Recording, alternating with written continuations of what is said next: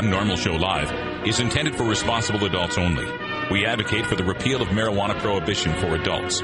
We discuss the science, culture, and controversy about America's marijuana laws. We do not advocate or encourage any illegal activity and advise all listeners to learn their state and federal marijuana laws by visiting NORML.org, NORML.org. Opinions and claims made by guests and advertisers of NORML Show Live are their own and do not necessarily reflect the philosophy and policies of NORML. Listener discretion is advised.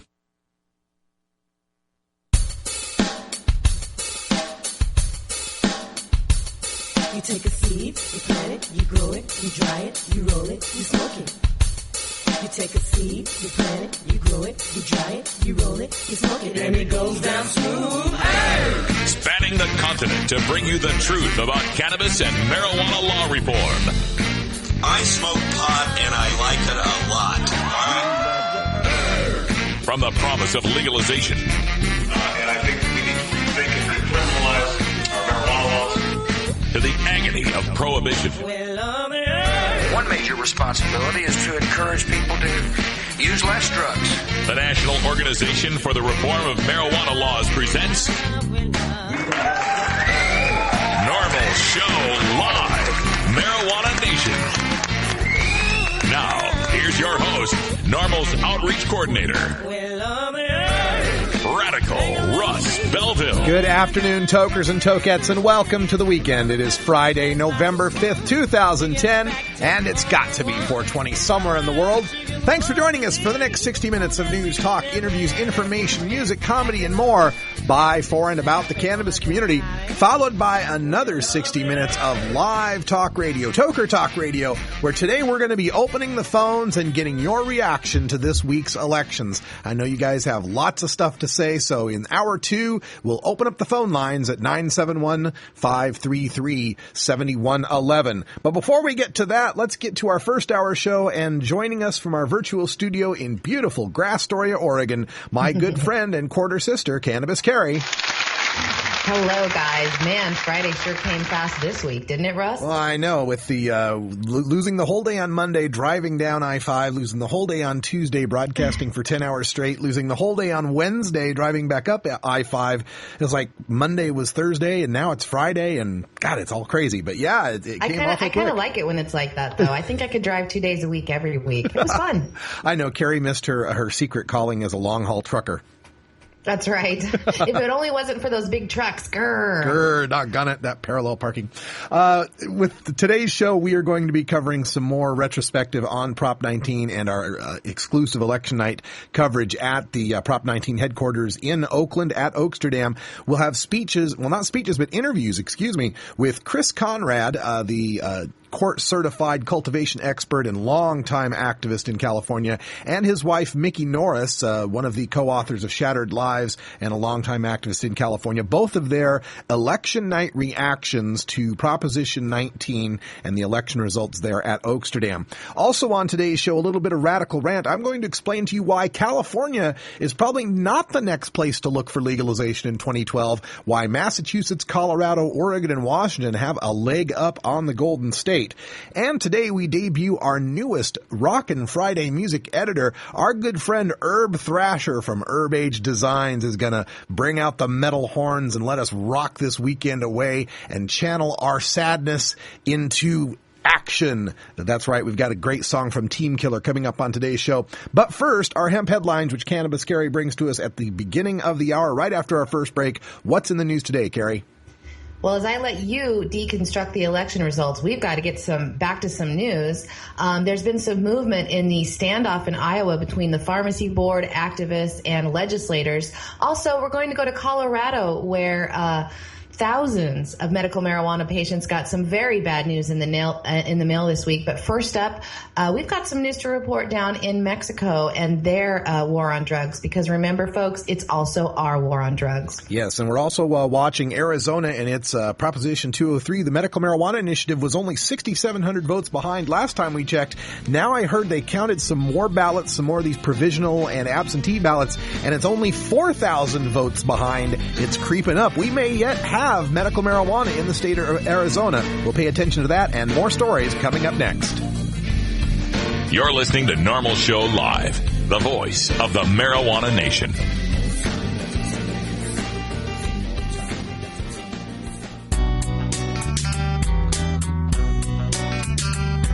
Look, when I was a kid, I inhaled frequently. That was the point. Remember, Mr. President, you once were just one bust away from being Barry the drug criminal. Life ain't a box of chocolates gone. That's why people smoke weed and take bumps and drink way too damn much and get drunk and do it all over again first of the month.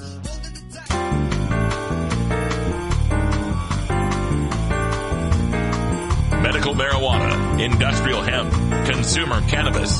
It's time for this week's NORML News with Cannabis Carrie.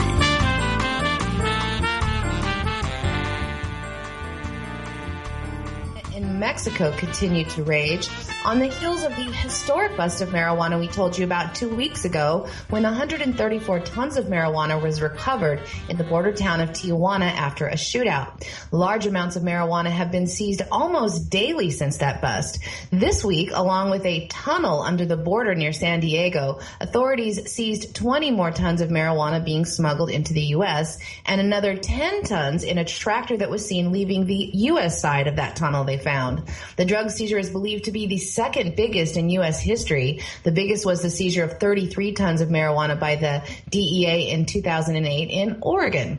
Hours after the discovery of the tunnel and the marijuana, Mexican police were notified of a mass grave by an anonymous caller. That call led them to a gravesite near Acapulco, marked by a sign that said, quote, "The people they killed are buried here." The bodies of 18 Mexican men were found buried beneath the sign. The men are believed to be part of a tourist group that were abducted at gunpoint on September 30th while visiting the popular tourist destination of Acapulco. Acapulco is popular with Mexican travelers as well as international and U.S. travelers, although the bloody and bold war against Mexican drug cartels have definitely made an impact on Acapulco's bottom line, as international tourists are visiting safer destinations. A YouTube video is also being investigated that shows two men believed to be two of the victims with their hands tied behind their backs being interrogated in what appears to be the area of the gravesite. The men whose bodies were found in the grave are believed to be mechanics who took vacation each year in Acapulco. Police said they had no criminal records and were not linked to any drug cartels as far as they could tell. 20 men were in that tourist group of co-workers and friends, but only 18 of the bodies were found, and the whereabouts of the other two men are still unknown. The find was a shock to the family and friends of the group, who just this Sunday had 1,000 people staging a demonstration in one of the Mexican states, urging police to find their missing loved ones. In response to finding the bodies of the missing men, President Felipe Calderon said at a speech in nearby Mexicali on Thursday that Mexico will never give up their fight against the cartels. Now, meanwhile, U.S. DEA acting administrator Michelle Leonhardt released a statement about the marijuana seizure and tunnel find, saying, quote, "Not only will this seizure significantly disrupt the responsible cartel by stripping from it millions of potential marijuana drug profits, but it will also keep this dangerous and addictive drug off our streets and out of our neighborhoods." Unquote. Yeah, that dangerous and addictive Mexican brickweed. Yeah, we can't get enough of that. Ms. Leonhardt, first of all, if you really think that closing down one tunnel in Tijuana or seizing a couple dozen tons here and there is making any impact to the Mexican drug trafficking organization's bottom line, I have some great beachfront property in Arizona I'd like to sell to you. Unfortunately, it's getting shot up by gunfire coming over the border from Nogales, but that's still the problem we're dealing with. They just refuse to realize the simple solution to the problem. We are more than willing to grow enough marijuana here in the United States to supply any American that wants to smoke it. There is no need for the Mexicans to have any of our marijuana business. The simple answer is to just legalize it. But we continue to get lies from our federal government about how deadly, dangerous, and addictive marijuana is. Meanwhile, alcohol and tobacco is freely for sale. This hypocrisy can't stand any longer. We're seeing it in the rising support for marijuana legalization in the Gallup polls. We're seeing it in all of the public policy questions in Massachusetts getting answered in the affirmative for legalization and medicalization of marijuana. This cannot stand, and we can't sit here and allow the country south of our border, our neighbors, to devolve into a narco-terrorist state, which is exactly what is happening right now. These Mexican drug trafficking organizations have armies as big as the official Mexican army. That's why there is such a standoff here. That's why we are seeing so much violence, is because there is so much guns, ammunition, and the money to buy those guns and ammunition supplied by the drug trade, a drug trade that should be brought above ground and legalized here in America to create American jobs, to get American tax revenue, and to let the people in Mexico go back to having some semblance of a normal life. Carl Olson, a medical marijuana activist in Des Moines, Iowa, has vowed to take state regulators to court after they turned down his request this week that they legalize medical marijuana. Mr. Olson wants the Iowa Board of Pharmacy to allow Iowans to use medical marijuana, and he is using a decades-old piece of Iowa law code that says the substance may be used for medical purposes as long as the pharmacy board sets up the rules. He's claiming that the Iowa Board of Pharmacy has a legal obligation to set up those rules. The pharmacy board unanimously recommended last February that the legislature has to clarify the issue by declaring marijuana as a Schedule II drug and setting guidelines on how it can be used and distributed. This week, they made good on that promise and agreed to recommend that state lawmakers change the scheduling of cannabis to a Schedule II drug, but again rejected any move to propose rules governing its medical usage. Lawmakers last month said that there is no reason for them to act on the issue of medical marijuana because the state already gave the board authority to set the medical marijuana rules. A stalemate on the issue, with neither authority willing to act on medical marijuana. Now, on Tuesday at an Iowa Pharmacy Board meeting, the board for a second time repeated its contention that it is the legislatures that need to take the lead in any medical marijuana discussions. In the Tuesday evening meeting, board member and pharmacist Mike Amlicher noted that the federal law still bans marijuana and has kept it as a Schedule I drug. So as far as he's concerned, any attempt to get pharmacies to sell or distribute marijuana is a non-issue. And once again, the board has passed the ball to the legislative leaders who have recently said that they are not even interested in debating the subject. Carl Olson has had success in the courts before, pushing the boards to hold meetings on the issue, and now he hopes his legal pressure on them can get them to act to recommend rules for a program following the legal code of the state. Well, I wish Carl Olson the best of luck, and it's important that we continue to push the boundaries and use every little codicil and fine print in the law that we can find to push the issue. I do agree that it might be a moot point in that the federal government still recognizes cannabis as a Schedule I drug, so that no pharmacist, no doctor is going to risk their DEA prescription license to prescribe something, even if it's Schedule II in Iowa, that is still Schedule I federally.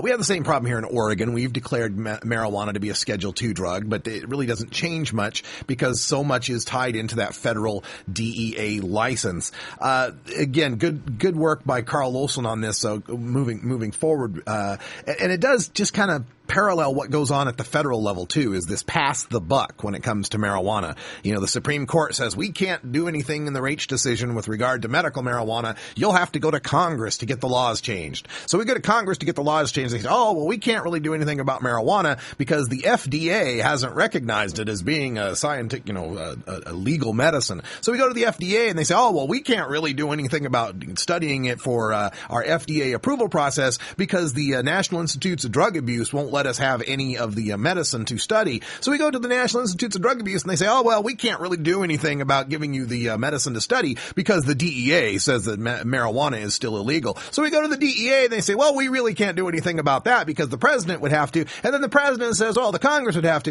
And then the Congress says the Supreme Court would have to. And yada, yada, yada goes round and round and round and round and round and round. It's just up to us, the people, to assert ourselves as the sovereign and demand an end to this prohibition, no matter who takes the initiative to do it.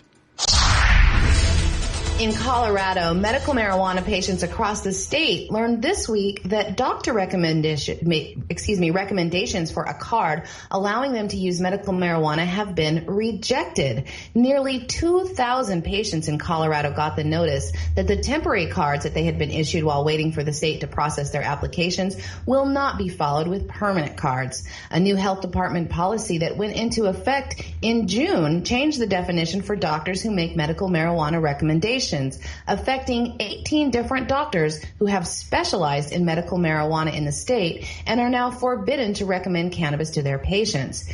But instead of informing the affected physicians, the department has been telling the patients who received a recommendation from one of those doctors, and some that date back 8 months ago, that they will not be getting their cards. This is due to the passage of Senate Bill 109 that was signed into law in June that put tighter restrictions on the doctor-patient relationship when it comes to cannabis recommendations. The law states that the only person that can recommend cannabis as a treatment must be a doctor of medicine or osteopathic medicine that holds a valid unrestricted license to practice medicine in Colorado. Now, the word unrestricted is a problem here with that language, as many doctors' licenses are tagged with conditions or stipulations, often related to a specific area of practice. Now, one of those doctors, Dr. Janet Dean, an OBGYN physician in Denver, was one of the doctors whose recommendations are now being thrown out. She has a condition on her license that requires OBGYN charts for her patients to be reviewed for 18 months. This tag will now prevent her from recommending medical marijuana. She calls the new development a witch hunt and says that she is allowed to write prescriptions for Oxycontin, Percocet, and Vicodin, but no longer is qualified to recommend medical marijuana. She says that her patients, whom she has given the recommendations for and have now been thrown out, are up in arms over the incident. She had no idea about that before this week, and many are threatening to sue her for fraud. She says she doesn't blame the outraged patients, but that the health department has changed the rules in the middle of the game.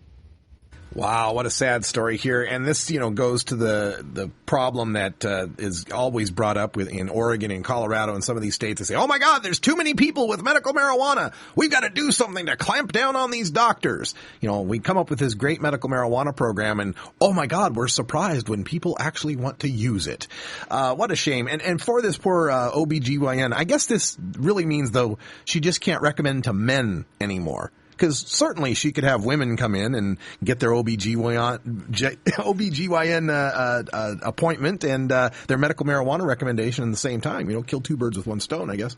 But still, no, facetiousness aside here, this is just, she's right. It's a witch hunt on the doctors who recognize the medical utility of cannabis and aren't afraid to recommend it to people in place of some of these other more addictive and harmful drugs. It's a shame, but again, this is something I've predicted as a direction medical marijuana is heading. Now, in other news, federal agents have arrested 45 people in Atlanta believed to be members of a top Mexican drug cartel, along with a staggering $2.4 million in cash. The arrest yesterday was from an ongoing investigation in the area called Operation Chokehold that began in May of 2009. The DEA released a statement that the suspects were responsible for the importation of cocaine, heroin, meth, and marijuana into the metro Atlanta area and a shipping point to Florida, Alabama, Indiana, Illinois, and North Carolina. Along with a large stash of cash, agents also seized 45 pounds of meth, 95 pounds of cocaine, and 4,120 pounds of marijuana, along with 20 firearms found among the 45 suspects. Okay. Interesting story there. Let's get one more in here. We have the time. I'll squeeze one more in. Medical marijuana growers in Fresno County had bad news this week when a county judge says that law enforcement can shut down outdoor gardens. The ban was put into effect 2 months ago at the height of growing season, and growers were able to get an injunction to stop that while the judge decided if it was even legal. Fresno County Supervisor Henry Perea, who imposed the ban, said that he feels the judge sent a strong message to medical marijuana growers in Fresno that counties have the right to create land use regulations, even if that land is in your backyard. The judge did allow patients and growers until November 30th to get their plants out of the ground, which should be the end of the outdoor growing season. Patients took little comfort in that, saying that moving a garden inside is expensive, sometimes dangerous, and is no comparison to Mother Nature. Yeah, too bad that Prop 19 didn't pass and give everyone the explicit right to grow 5 by 5 that couldn't have been usurped by Fresno County. Some of the things you don't think about Fresno when you're voting against Prop 19. Thought you got your medical marijuana, but as it turns out, it's getting more and more restricted.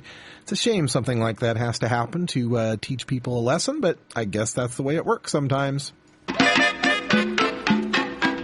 All right, folks, time to take a break. It's 4:20 in the East Coast and 20 after everywhere else. Sit back and relax with the fine relaxant. We'll be back in a minute. It's 20 after the hour, and we have to take a short break, if you know what I mean. Please support these sponsors who support NORML Show Live. Oh, have you ever met that funny reefer man? A reefer man. Have you ever met that funny reefer man? A reefer man. If he said he swam to China, he would send you South Carolina. Then you know you're talking to that reefer man.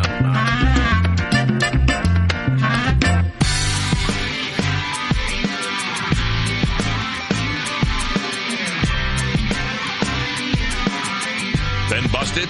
Need a lawyer? Call the NORML Legal Committee for an attorney near you. Find one at NORML.org. Remember, attorneys are cheaper than a lifelong criminal drug record. It's that freedom. I'm free to do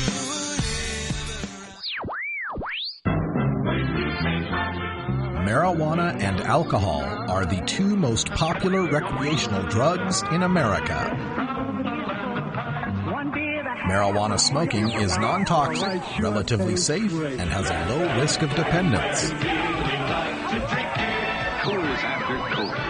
Alcohol drinking is potentially fatal, dangerous to society, and is quite addictive.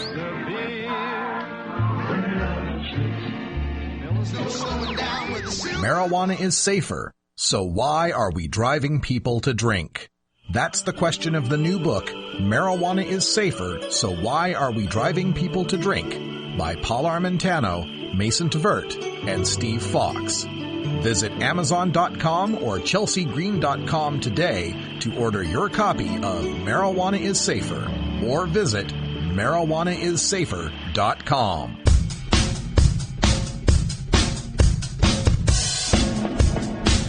It's time for your daily Toker Tunes, the best in 420 friendly music from all genres that uplifts, entertains, and informs the public.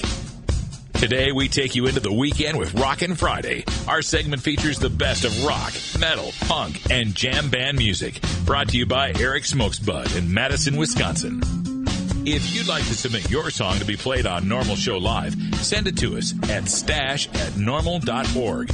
Now here's some more great independent marijuana music for today's Daily Toker Tunes. Welcome back, everyone. 24 after the hour, 23 after the hour. I got two different clocks saying two different things here. Hey, we've got to make a change to that introduction, and we will as soon as we can, because as of today, we have our newest member of the NORML Show Live team joining us, and that is Herb Thrasher from Herb Age Designs. Yes, Herb Age Designs, a long-time sponsor of NORML Show Live, and before that, the NORML Daily Audio Stash podcast.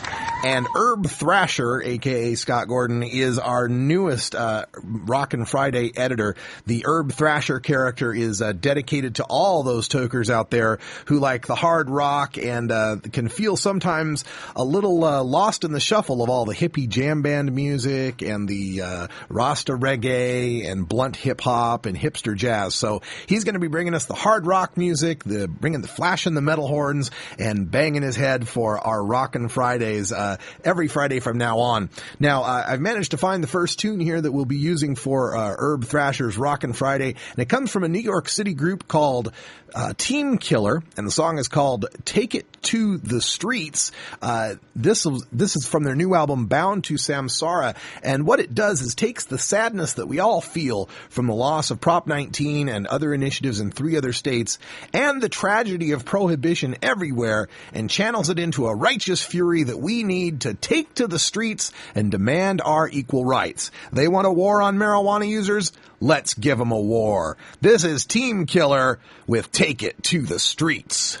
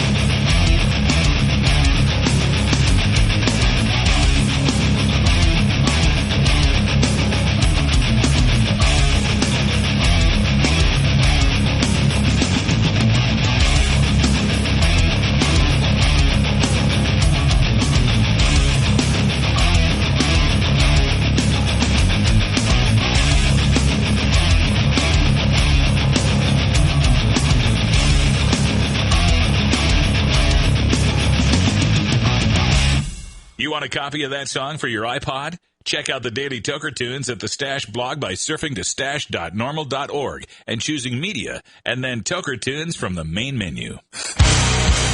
Starfish Designs, makers of the original Gandalf. I'm Radical Russ, and when I want to relax, I always have my 17-inch long original Gandalf from Starfish Designs nearby.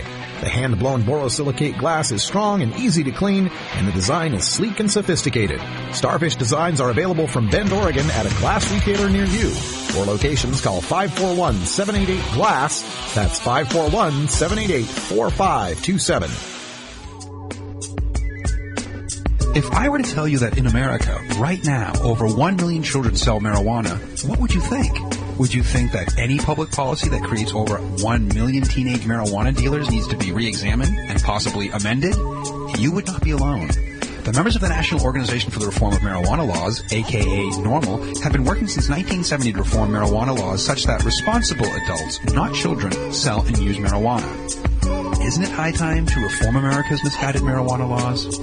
This is Alan St. Pierre, Executive Director of NORML in Washington, D.C. Only concerned citizens can effectively end the federal government's nearly 70-year-old prohibition on responsible adult marijuana sales and use.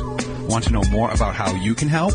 Contact us at NORML, toll-free, 888-67-NORML, or by visiting the organization's popular and informative webpage at NORML, NORML.org.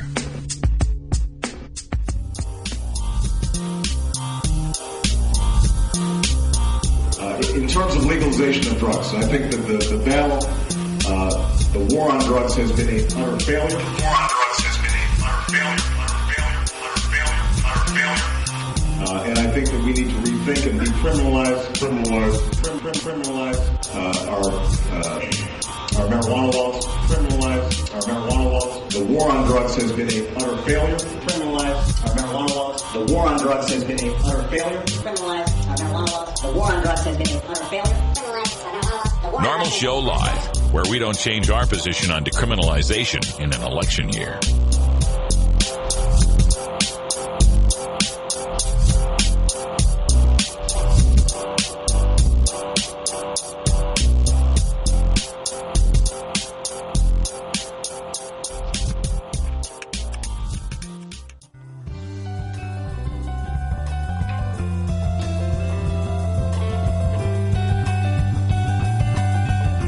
NORML, unlike any other marijuana or drug reform organization, is built from the ground up by grassroots activists.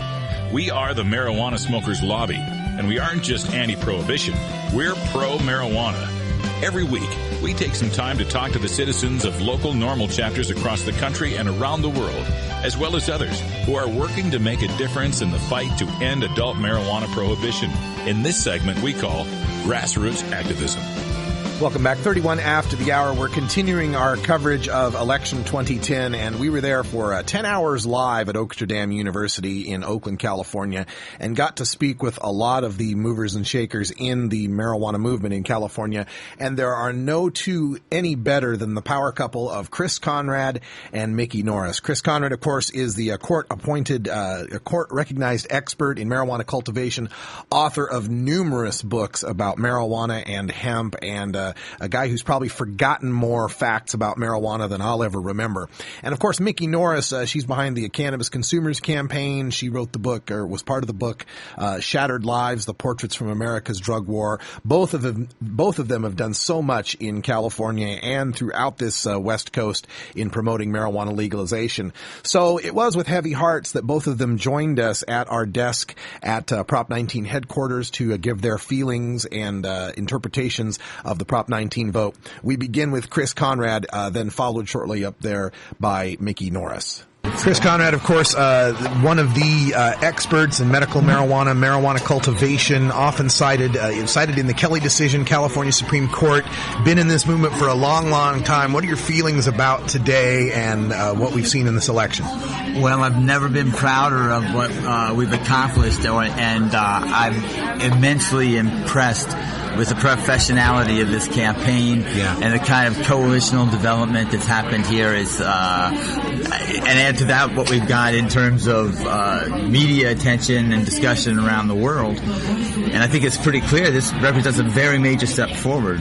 As we're looking at the results here, and I'm going to pull up one of the websites that we can take a look at, the county-by-county election results here for Prop 19, and we're seeing these blue counties in here, Lake County, Sonoma, Marin County, San Francisco, San Mateo, Alameda, Santa Cruz, and Monterey as being the only counties so far that have come out for Proposition 19. All these green counties, even the Emerald Triangle counties, all coming up green, which is the no votes here. Give us you're from California, I'm from Oregon, I don't know what I'm talking about, but as far as California goes, how do you interpret these results as far as, places like LA, voting against it, or the Emerald Triangle voting against it? Well, I think that what it shows is that people wanted a statewide rather than a local county-by-county organization. I think that's really the thing that made people have misgivings about it. Okay. And the fact of the matter is that was written from the point of view of a constitutional safeguard. Trying to explain that to people has never been easy. Right. It's kind of like, we could pass this city thing or local thing, you guys might not like it so much. We can pass that and defend it. But if we do it statewide like what you want, the first thing the feds do is say, oh, you're making the state break federal law, slap your hand, you can't do that. Right. That's basically it? Exactly. So it's kind of, not that I don't think that there's some kind of a way of getting a statewide system in place, and that's my hope to see happen next, but it certainly made it harder for people to understand what we were trying to accomplish. And then that led to this whole sense about people weren't sure what would be happening next, whereas if they'd been able to say right up the front, well, what you see is what you get statewide, I think that would have been more desirable to a lot of the voters out there. Yeah, and amongst a very tiny minority out there of cannabis consumers, the two faces on screen right now are probably the two people they hate the most. I know we got called out on a couple of pamphlets, Russ Belville and, marijuana monopolist Russ Belville, the guy who's never grown a plant in his life. Right. So, well, I did my growing in Europe where it was legal. So. Right on. So, this effect, we had talked a lot about the stoners against legalization and some of the misinformation and stuff out there. Do you see that was any real big effect, or was it really more other, problems or other situations that caused us to have the result we've got? Well, I think that those people can certainly take credit for reducing some of the enthusiasm that would have been helpful in getting it. As far as the kind of spread that we're seeing in the vote, which I don't know how solid any of those numbers are, so I'm not going to be projecting it. But with that kind of spread, it tells us that they were not the key. Right, they didn't swing at 10 percentage points. No way. No, but what this tells us is actually, unfortunately, I think, is it tells us that the idea of moving away from that fringe approach is maybe the saving grace. But the real thing is that we have to make sure that just like Prop 19 did, whatever the next move we do as a state, that it maintains personal cultivation. Yes. And for some reason, a lot of people, they got the idea of this taxation thing, and then they were told that had to do with their personal cultivation, which it didn't. Right. And I think that was one of the things that really caused a lot of problem, was the fact of the name being taxed rather than legalized. Right. That it said regulate, control, and tax, and they said, oh, wait, the man. The man's going to come in. Another interesting development, there was a lot of tax measures at the local level in different cities, Oakland and, Rancho Cordova and so on, that had all these tax measures. And as I watched them going across the ticker up here, they were passing like 70%, 80%. There was big numbers for taxing marijuana if we legalize it. How do you interpret that they're so willing to want to tax it, but not willing to vote to give themselves the power to tax it? Well, I think that has to do with the fact that the state is in a desperate financial level right now, and because the voters don't want to take responsibility for funding things by paying taxes across the board in a fair way, if they see a way that they can dump the tax on somebody else, that they're willing to do that. Unfortunately, I think that's what a lot of that means. On the other hand, it shows that the idea of cannabis as a serious industry with serious revenue implications for local communities and for the state, I think that's the other thing it's doing. Yeah. Is reassuring us that people do see this as something where there's a lot of money to be made, a lot of industrial opportunities in the future, and they do want to see that, make sure that that's brought into the system in a regulated and controlled and obviously taxed environment. Yeah, it's something I noticed, the latest Gallup poll said Westerners support legalization 58%, but Prop 19 only gets 45% vote, so there's kind of a 13% gap there of people that I'm for legalization, but once you start defining it, that's where we start to lose some of that. How do we get those people, the 58 who say we should legalize, what changes would you like to see happening as we move forward to maybe get more of those voters? Well, actually, I think this really shows that we're quite on track, to tell you the truth. I mean, you look at, we've gotten, if you look at the vote in 72 compared to the vote now, you see almost a 50% increase in support. Sure. And so, basically what that means, it was taking a long time, but most of that support has actually developed within the past 5-7 years, something like that. And so, the idea that we're having momentum is really starting to congeal into this consensus, as it were, of what a regulated system would be like. One of the things that I think is the most profound in this campaign has been how much of the time that I spent debating opposition, not in the stoner category, but in the serious law enforcement and religious conservatives and such. Right. Well, the official no voice of the opposition. That many times they would say that they're not necessarily against legalizing marijuana themselves. In a sense, I think that was part of their ploy. But on the other sense, it does mean that the debate has moved away from should marijuana be legalized to how should marijuana be legalized. Yeah. And the fact that that's where the splits are happening is not so much of whether it should be legalized, but how exactly to do that. That's a better position for us to be in. Yeah, kind of a high-class problem, right? Right. Now we're arguing amongst ourselves about how we're going to legalize, not if. Yeah, right. So that's a good move, definitely. Yeah, and the really sad thing to me, though, is that if this had passed, then as of tomorrow, I could not be defending so many medical marijuana patients with my court work, and I could be instead be moving the field into the personal users and so forth. And so because of this vote, I'm going to be stuck in the courts defending medical marijuana patients again. In fact, tomorrow I go to testify in another trial, medical marijuana patients. And so I think the patients are the real losers in this thing. And the people who told them that this was bad for them, I won't say what I think about them, but I do think that the patients are the real losers and that they should think about what the line of bill of goods that they were sold that wasn't true. Yeah, and especially with the results we're seeing in the Attorney General race, 50% for Cooley, 42% for Harris at the latest results that we've seen. Yeah, exactly. Your docket's going to be full. And that's the thing that I kept saying to those the stoners against legalization is that Proposition 19 is not the danger, the threat to the medical marijuana community. Stephen Cooley is, and so by diverting people's attention from the real monster in the room, as it were. Let's say that mostly monster, but we'll say the bully in the room who's got a club and ready to pop you. They're worrying you about the boogeyman underneath of the bed, which is some phantasmic fear of what Proposition 19 might have done.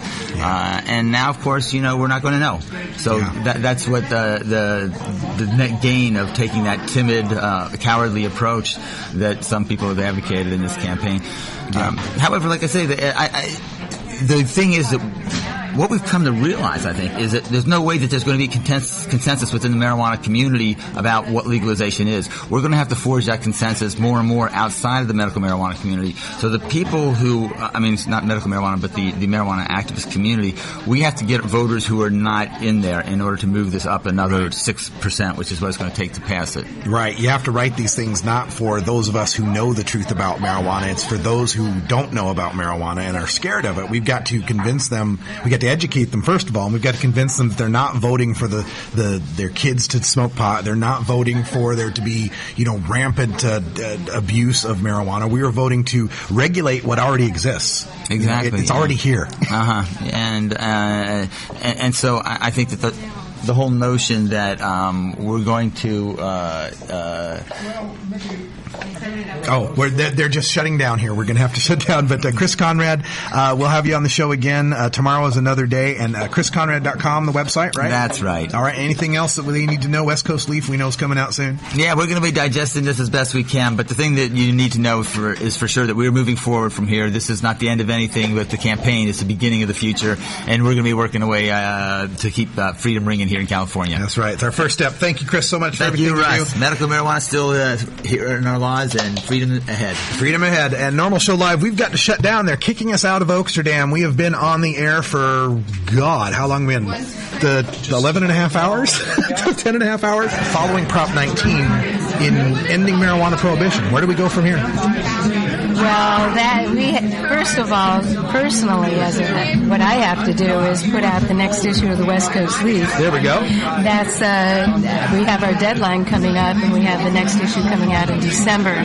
So we'll be reporting about all what's happened all over California and the other states in the cannabis world.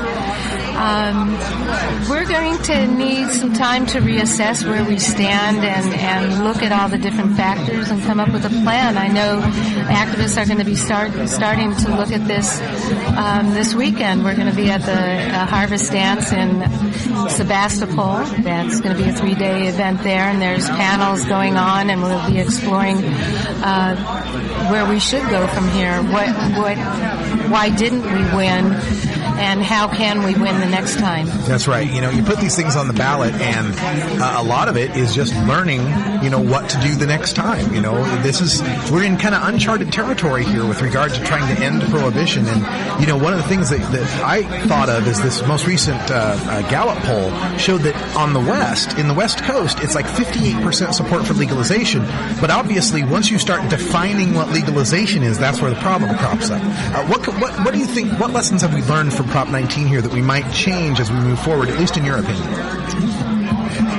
Well, first of all, I must say that I'm completely impressed. I'm so impressed by the way this campaign was run.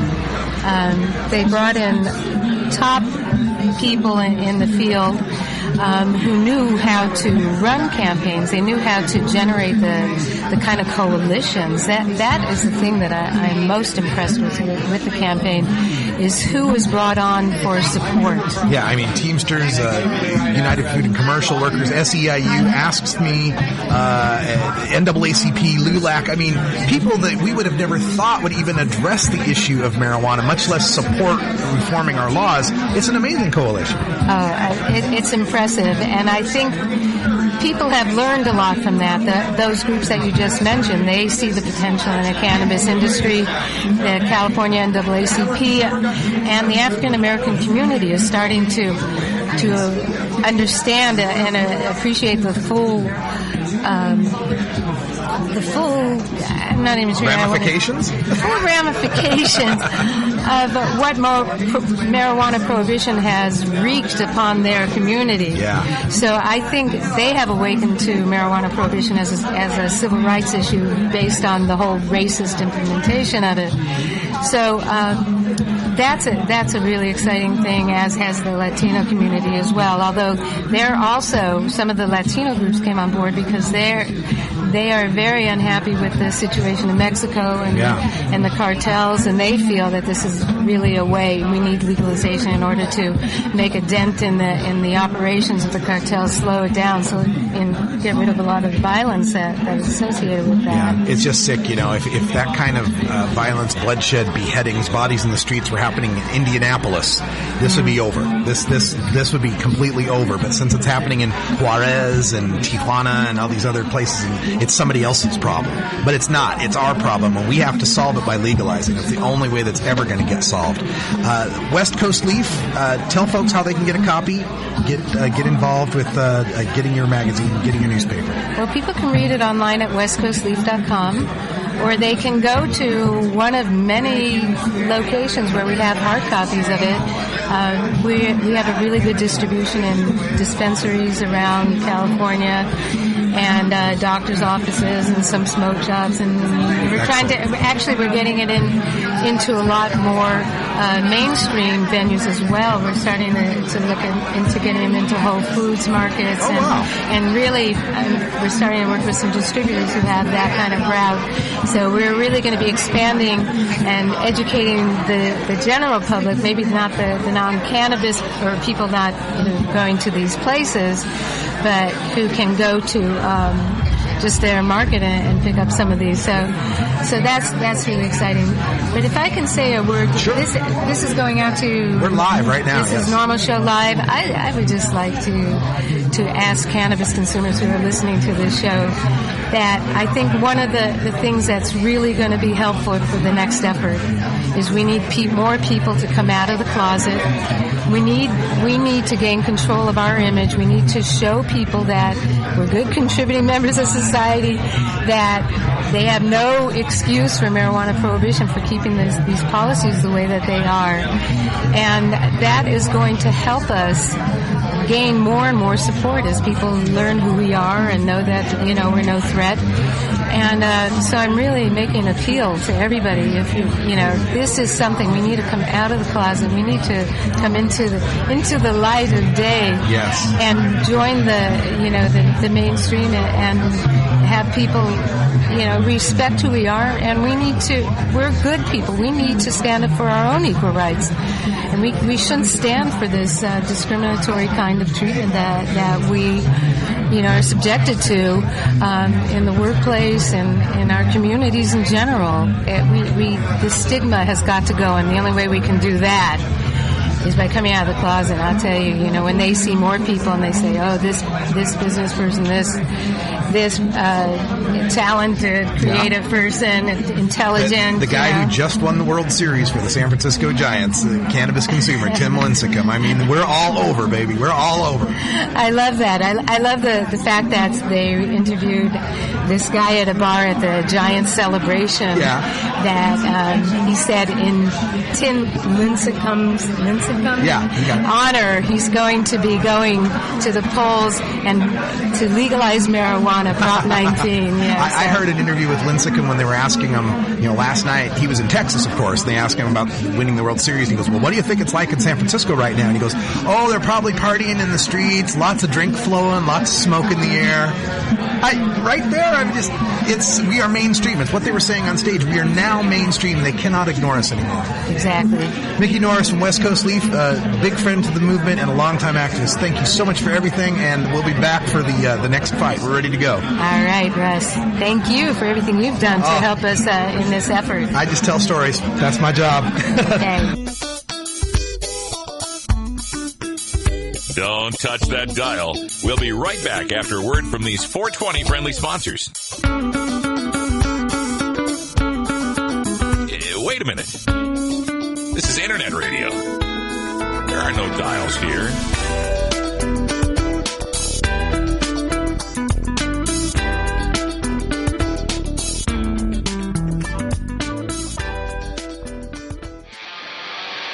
You want answers? I'm as mad as hell, and I'm not going to take this anymore. You want answers? You have offended my family. I think I'm entitled. You want answers? I want the truth. And you have offended the Shaolin Temple. You can't handle the truth. Surely you can't be serious. I am serious. And don't call me Shirley. Hoorah! Radical Rant. 51 after the hour, and time to go out this weekend on a high note, so to speak. We're talking a lot about Prop 19 here, and I've got a whole bunch of people contacting me that are very depressed about it.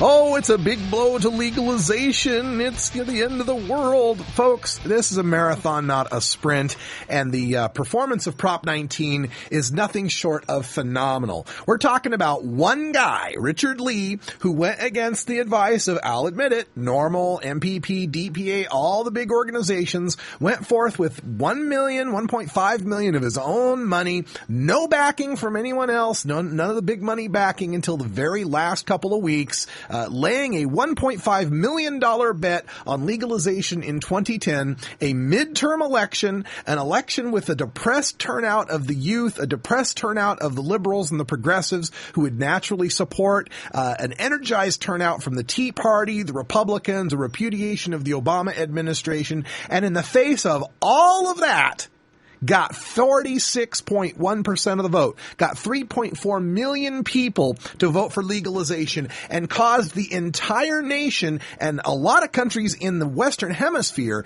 to take a look at marijuana legalization as a legitimate policy, not just some joke from pot-stained college professors and hippy-dippy utopians, but something that is a legitimate policy examination in the United States. We saw this leading to all of the specials on TBS and CNN and MSNBC and all of these PBS, excuse me, and Nat Geo, the Marijuana Inc.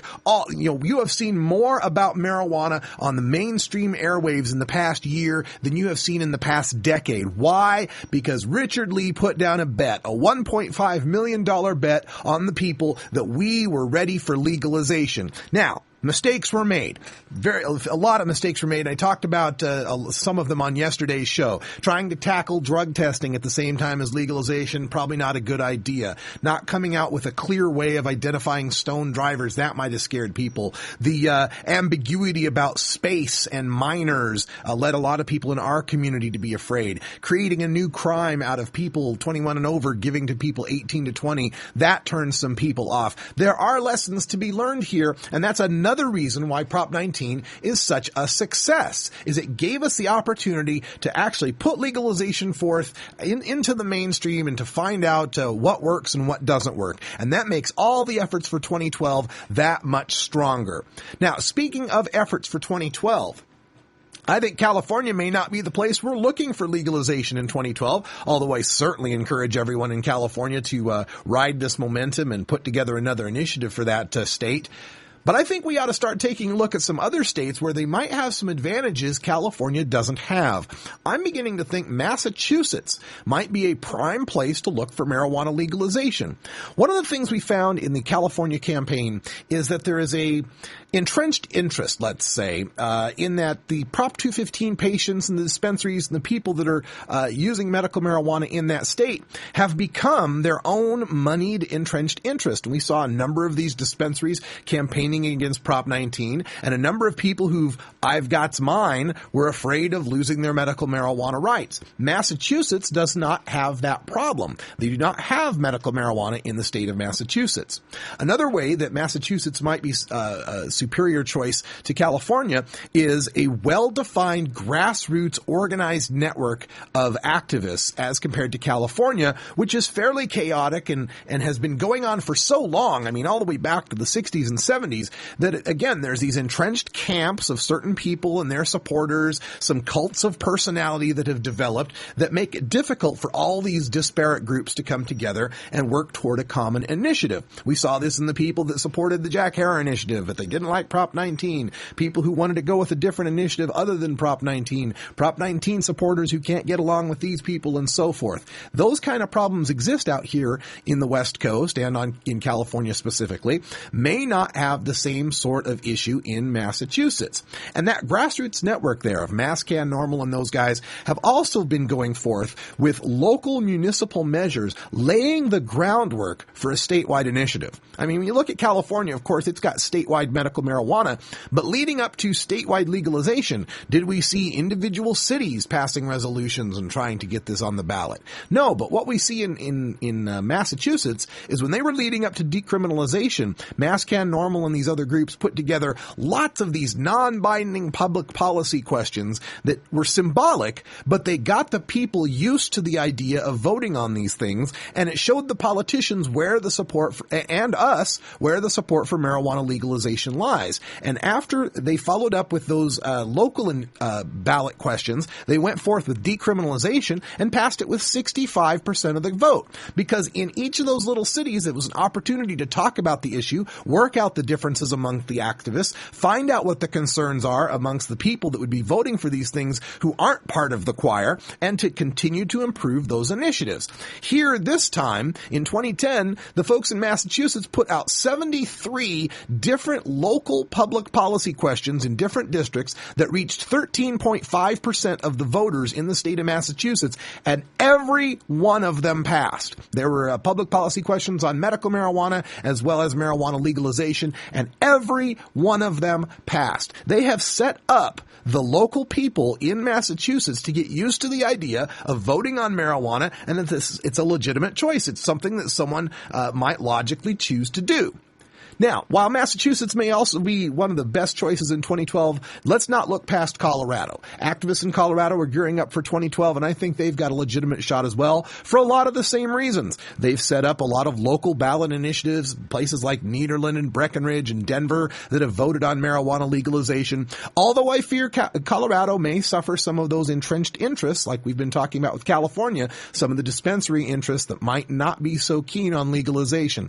However, I do think Colorado does have more of a ethic toward freeing the weed than perhaps California does. I think California is a little more business oriented, where the Coloradans might have more of an activist bent. And of course, I can't end this rant without talking about my own home states in the Pacific Northwest, Washington and Oregon. Activists in Washington are looking forward for a battle in 2011, much less 2012. However, there are some issues between Washington's marijuana activists and the ACLU of Washington getting behind them. That was an issue for 2010, something they'll have to work out to try to come up with something that everyone can agree on in the Evergreen State. And here in Oregon, we've got activists that are pulling together for 2012 as well. They're smarting from losing that Measure 74 battle, but it brought together lots of coalitions here in Oregon that hadn't previously worked together. And I think they can build on that success and work toward legalization in 2012. So that's my opinion on 4 states other than California with a decent chance of legalization in 2012. But hell, let's get California in the mix too, and Alaska, and any state out there that wants to move toward legalization. That's where we're headed. That's the ultimate answer to prohibition. That's the ultimate answer for medical marijuana. It's time to legalize for everyone, even us healthy people.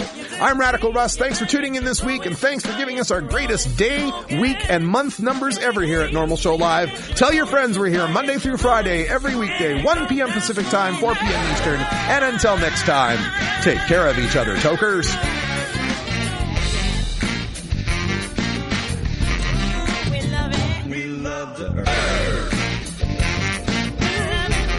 This is NORML Show Live, the voice of the Marijuana Nation. Take it on one more time. You take a seed, you plant it, you grow it, you dry it, you roll it, you smoke it. You take a seed, you plant